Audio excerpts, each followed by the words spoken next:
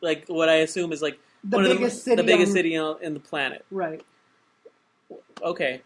Fine. Well, I don't know why, but okay.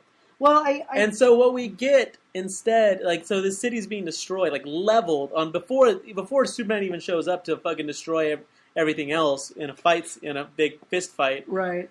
So what we get is Perry White saving people's lives. Yeah, saving Ginny Olsen. Like, what the fuck? What kind of fucking Superman movie are you making, Zack Snyder? Well, where Superman is fucking destroying everything and Perry White is saving people. What the fuck, dude? I think the idea... How's your fucking Superman movie, Zack Snyder? I think the idea... Because he's got Lois and Chris Maloney going after the one in Metropolis. I think the idea was to show Superman and humanity cooperating and learning to trust each other. But it makes no logical sense. He was helping coworkers, so if he wasn't fucking helping his coworkers, then it's a terrible boss. Oh, you mean Mr. White? Yeah. Mr. White. I don't know him personally. Yeah.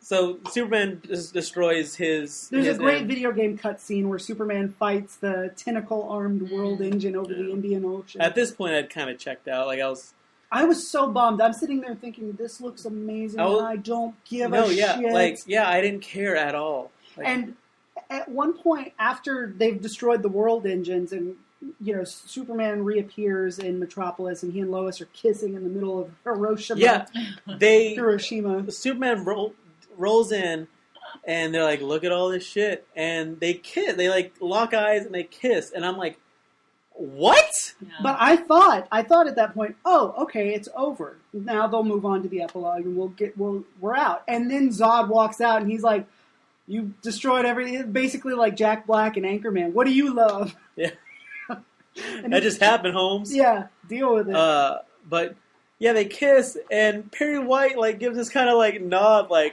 this is right. Like it makes sense.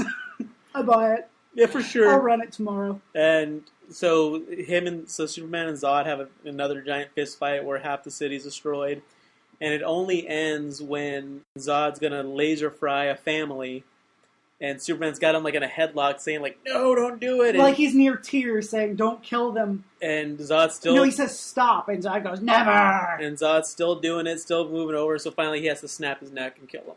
Which again, they don't make a big deal about Superman not killing anybody, so it doesn't mean anything when he kills this guy, except, oh, that's what you do to the bad guy. He like lets out like this like primal like, I can't believe I had to do that, but like no like long lasting damage again to his psyche. Batman Begins, they make a big deal of him not using guns and him not killing. Yeah. And in Dark Knight, they make an even bigger deal about the not killing, because how do you deal with the Joker? You know, and in this movie, there's nothing. You've got a father figure who teaches him let people die, I guess, and that's him deciding finally, I can't let people die. But why wait until that moment to start caring? Like, does it become personal? Like, who's like, why this family? It doesn't. Yeah, it doesn't. Because you have to see it. Yeah. You can't handle the heat. Superman. It doesn't make sense.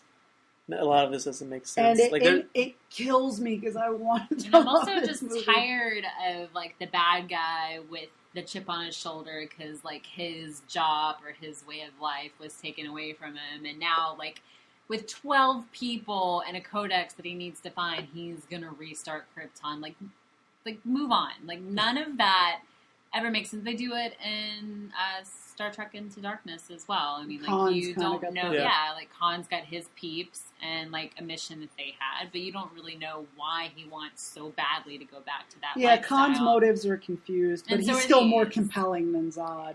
Yeah. Well, Zod's motives are clear. It's just he's not very interested. You're outnumbered. So what if you have like a bunch of technology on your side? Like, well, I think at this point it's about revenge. And one thing I did think was neat was that it actually, I mean, they show you at the beginning of the movie, the Codex is actually in Clark. Yeah. That he could, you know, with the right technology, restart Krypton without these. He impregnates one woman and 1 million children are born. Well, I think they'd have to be genetically extracted from him, right? Like, so it's like a cancer inside him. Because we know the Superman story so well, I think that a lot of people are just going to kind of let it wash over them, and that and just be like, oh, it was beautiful. Like, it was, I think that's perfect amount of that's action. exactly, like, even the good reviews are like, oh, it looks spectacular. Like, the story's lacking, but it looks great. It's Right. it's a thrill ride. so they're giving it a pass for that. Yeah, and so like and that's another, like, how many people went in like seeing the trailer thinking like this is going to be awesome, Right, this and is then- going to be this Everyone majestic, and then saw it and was like, oh, it was awesome. You know, I mean, I had one friend, our friend Conan texted me right after the movie, and I'm not calling out Conan like, Conan, you're dumb. Conan just had a different experience than I did. He texted me. He was so excited when he left the film. He was like, just walked out. It was the first movie to ever make me excited about Superman. I thought it was good in that way. I mean, like, all the stuff that I've seen about Superman has been so dated and so cheesy that I can't really deal with it seriously and take it seriously and love it at all. Jeez. I'm sorry. And so this does, like, present that sort of, like, new foundation. It makes the aesthetic of Superman Yeah. cool again. It does. Yeah. Like, he looks great. Like, the costume. Again, like I said, so graceful. Like, Yeah. the flying, like Christopher Reeve just, and Well, that I mean, scene where he Christopher takes Reeve was Lois very up into graceful the air for and the- they're singing and There's no singing. Somebody had There's a fucking poem. song There's a while they poem were that she flying. thinks to herself. I don't, yes. whatever. It was terrible. But don't bring Christopher Reeve down for that. Christopher Reeve was a great He Superman. was just doing what he was told. And that's He was just following orders like any Nazi. and that's another thing that we finally see, like, Superman can punch something. well, we finally see, like, plucky reporter Clark Kent at the end of Man of Steel. I liked that. I Oh, liked yeah, that. yeah. He looks the exact same. But I think Lois got him the job. Like, I think it was a plant. I think everyone knew who he was because Everyone? I don't think Steve I think- Lombard I knows think who he is. White knew, and probably Jenny knows. they and- all saw his face. Yeah, like He wasn't photographed. Yeah. At least not that we know of. He's not. Yeah, Yeah, but his image wasn't broadcasted But everywhere. that's supposed to be the idea, is that he's hiding in plain sight. Right. Mhm. And I think that those people know. But I know Lois knows. yeah, Lois knows for sure. She figured it out, which I did like, because I mean she's too smart for that. The Right. character should be. Yeah. And I loved her last line in the movie, the "Welcome to the Planet." Mhm. I thought was really nice. But I mean, I don't know. That's a good button on the movie, at least. But I don't know. Like, Christopher Reeve as Clark Kent looks completely different as Christopher Reeve as Superman. It's true. Well, he holds himself He differently. carries himself differently. It's really two performances. It's utterly insane. Well, we also just saw, like, We saw one 1 minute of him, so, standing I mean- there, so. But one thing I do like about where I think they're going with Clark is that they're not going. One thing I hated about Superman Returns was that they stuck with the bad things. Like, they brought in the things that you love about Superman the movie, but they brought along all the bad shit too. Like the goofy Lex Luthor with the shitty real estate scheme, and Clark Kent is this bumbling idiot. Like, Pretty sure that shitty real estate scheme's coming back. I hope not. I really hope not. But I hated Brandon Routh having to play Clark Kent as a clown. Well, he was doing a Christopher Reeve impersonation. Right. Yeah, the whole thing is a Christopher Reeve impersonation. Like, the whole movie is just like, bro, just watch Superman the movie. You don't have to remake it. Yeah, I mean, it is a beat for beat with like one or two twists that actually make it worse. Well, it's so weird because they get rid of some of the shit, like the flying scene with the mental poem, the "Can you read my mind" scene. But then they bring in shit like, the piano and on the boat and the pool table on the boat where the balls are rolling back and forth, and Superman has nothing to fucking do except spy on his ex-girlfriend. Yeah.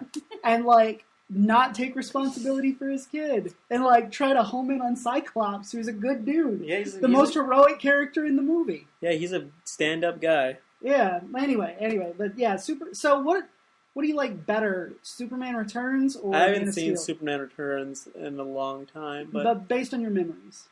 yeah, it was not very good at all. I don't know. You and I are both gonna rewatch Man of Steel In the next week. Maybe, I don't know. There are images in that film that are incredible, and I don't want to take away from that. Like, when Lois is in the escape pod and it's going down to Earth off the Kryptonian, and he turns it around and they're looking at each other through the glass. That's like a frame from a comic book. Yeah. Like her like lifting into him and him catching her, like their two bodies just like slamming together. Yeah, that was incredible. But for some reason, whenever I think of the movie, like all I can see is the tiny Superman fighting the Dr. Octopus claws on the World Engine, which was just like, fucking get him back to Metropolis. I get it. He's gonna beat the laser. Yeah. And both this movie and Superman Returns have a moment where Superman's so weak that he has to call on the sun for assistance.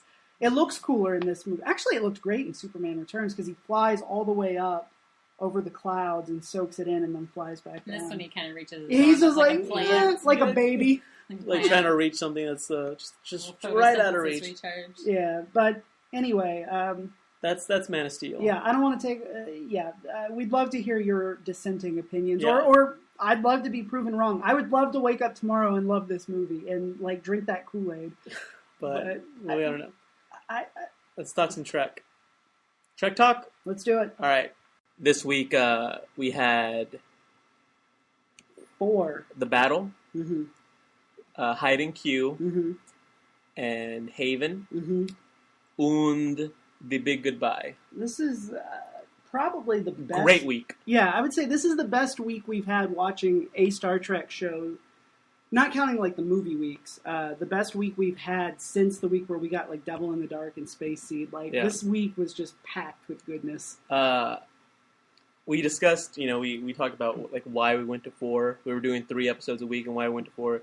You were having such a great time watching these episodes, and I recognized that.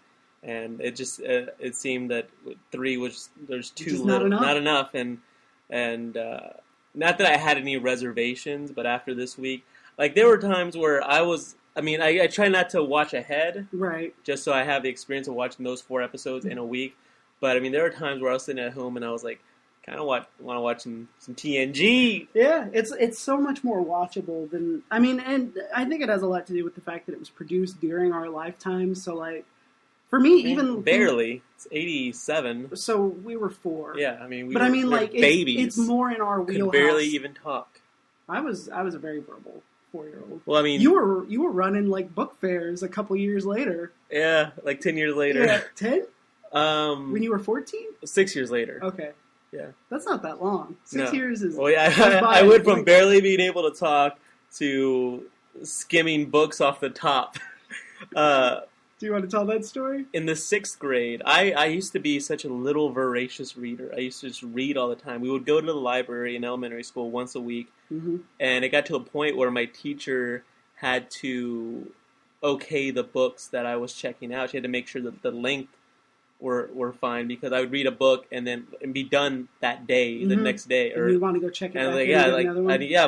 I can't wait 6 days, lady. Okay, I need to go to the library and get a new book. And so she would be like, enough of these, these little novellas. Right. You gotta fucking thicken it up. All right, homeboy. Get a novel. That's what Mrs. Brudiger said to me. Brudiger. Homeboy, you gotta thicken it up, homeboy. So that's why I started reading shit like The River and Hatchet and stuff like that. Hatchet. That's a good one. The sequel to The River. Is it really? I thought The River was the sequel to Hatchet. Was it? One of those two. It forms a boy lost in the woods duology. Yeah. Did you ever read My Side of the Mountain? It's another like boy. Well, you're too old for it now, but I remember being really captivated. Mary Downing Hands stepping on the cracks. Remember that one? No, I don't. It had to do with it was two best friends in World War II era. I think like Connecticut. I never read that one. I did read Super Fudge probably 20 times. I never read Super Fudge. I read all the Fudge trilogy. Now it's a quadrilogy, a quartet, if you will, because a 4th one was published after I graduated from high school, and at one point I was like, maybe what am I talking about? I'm an adult. I'm a grown ass man. Yeah, I don't care what Fudge is up to anymore.